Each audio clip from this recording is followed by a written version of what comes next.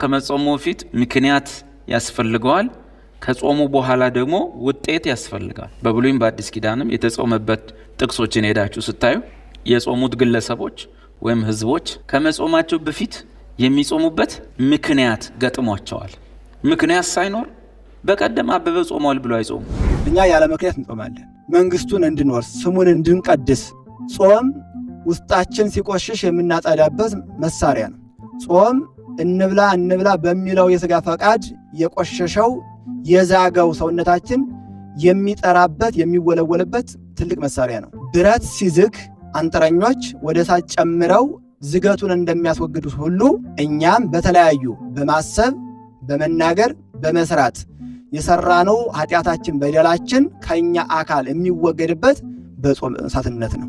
ስለዚህ ያለምንም ምክንያት ይህንን በደላችንን ስለምናውቅ የእግዚአብሔርን ምሕረት ተስፋ አድርገን በየደቂቃው በየሰዓቱ መበደላችንን መተላለፋችንን የምናውቅ ስለሆነ የኃጢአታችን መተላለፍ ይቅር እንዲባልልን እግዚአብሔር በጾም በጸሎት እንጠይቀዋለን፣ እንማጸነዋለን። የሆነ ችግር ካልገጠመ ዝም ብለ 365ቱን ቀን መብላት ነው አለ። 365ን ቀን መብላት የሚያስመስለው እንስሳትን ነው። ከ365 ቀናት ደግሞ ለይቶ መጾም ደግሞ ማንን ያስመስላል? መላእክትን ያስመስላል። የሰው ልጅ ከትንሣኤ ዘጉባኤ በኋላ በመንግሥተ ሰማይ ሲኖር አይበላም።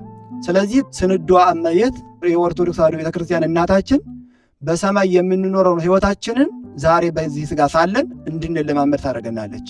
በመንግሥተ ሰማይ ምግብ የለም፣ ሄደህ ምን ልትበላ